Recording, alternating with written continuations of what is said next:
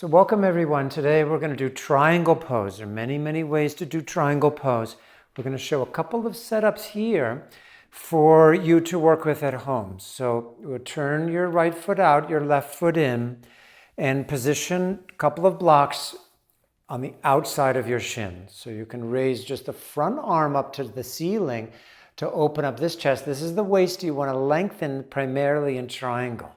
So watch the Surya folds forward, lengthening this chest, lower waist, and she'll bring the hand to the block to support. So you don't want to go too far to the floor.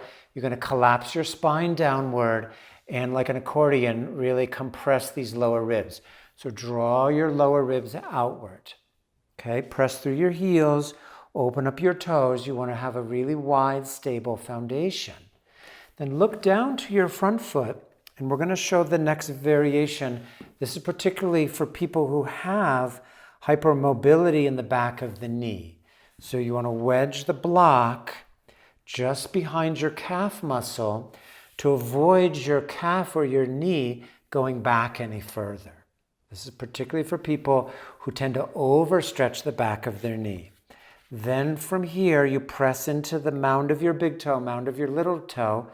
Spread your metatarsal bones, those are the long bones of the feet, and really lift up through your kneecap, what we call the kneecap bandha.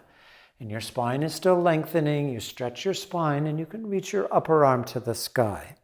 So we call this a calf trap, really valuable in the triangle to prevent hyperextension. So then you can pull, rise, come up to center. And from here, we're going to go ahead and switch over to the other side. So you'll take your blocks, start with 2 blocks, turn your back foot in. You want to really rotate your back foot in to protect your back knee. Raise your arm up. This is the side of the waist you want to really lengthen in the triangle so you don't do the accordion pose. You want to elongate your lower ribs, and that's why we have the hand set up high. The faulty position is to bring the hand down too close to the floor too quickly, because then the spine will collapse. So from here, stretch your spine like an arrow, shoot your spine like an arrow out of the back leg. Okay, then we'll show the second setup. You bend your front knee and you wedge the top end of the block, you trap it into the back of your calf muscle. Notice how the block is angled so that the narrow end of the block presses against your calf. We use this also for knee injuries. And so now you're lifting up through the quad, pulling up through the quad, stretching your lower spine, and then you can extend your upper arm to the sky. So there's lots of space in the top chest, opening up the ribs, opening up the collarbone by way of extending the upper arm. So practice this for people who have a lot of mobility or too much mobility in the back of the knee. So then pull, rise, come all the way up to center, and then come back to the first side. We have time for one more variation. This time you're going to use the belt and lasso your back heel. So see how Surya does that? You set the belt underneath the back heel, and you reach with your left hand or your back hand, whichever side you're going to do. Avoid catching the buckle, so you want to scoot the belt so that you don't catch the buckle in your hand. Okay, then once again, before we fold, we'll raise the chest up, elongate the side waist, and then reach. You really want to stretch your spine long. And then you can bring your hand to your shin this time. Front hand to the shin. So your back heel should press into the belt. Really feel the contact with the prop, and the hand pulls inside the loop on the opposite end.